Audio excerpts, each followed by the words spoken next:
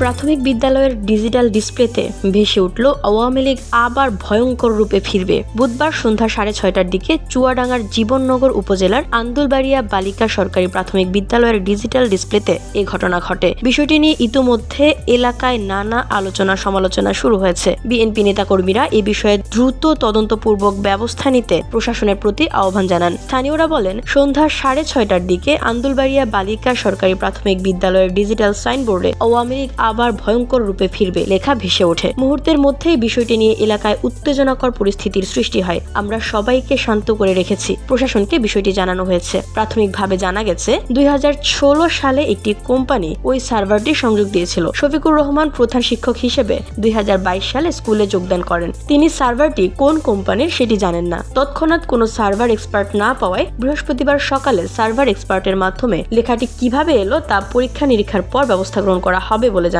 আন্দুলবাড়িয়া সরকারি প্রাথমিক বিদ্যালয়ের প্রধান শিক্ষক শফিকুর রহমান জানান, বিদ্যালয়ের সার্ভার ডিজিটাল ডিসপ্লেতে আওয়ামী লীগ আবার ভয়ঙ্কর রূপে ফিরবে লেখাটি হঠাৎ মাগরিবের নামাজের আগে ভেসে ওঠে। স্থানীয়রা দেখেই মোবাইল ফোনে জানালে দ্রুত বিষয়টি শাহপুর ক্যাম্পের আইসি ও উপজেলা নির্বাহী অফিসারকে জানানো হয়। উপজেলা নির্বাহী অফিসার ঘটনাস্থলে উপস্থিত হয়ে সার্ভারটি বন্ধ করে দেন। জীবননগর উপজেলা নির্বাহী কর্মকর্তা আল আমিন বিষয়টি নিশ্চিত করে জানান, এ বিষয়ে 3 সদস্য তদন্ত কমিটি গঠন করা হয়েছে। 2 কার্যদিবসের মধ্যে তদন্ত ফলাফল অনুযায়ী আইনগত ব্যবস্থা গ্রহণ করা হবে।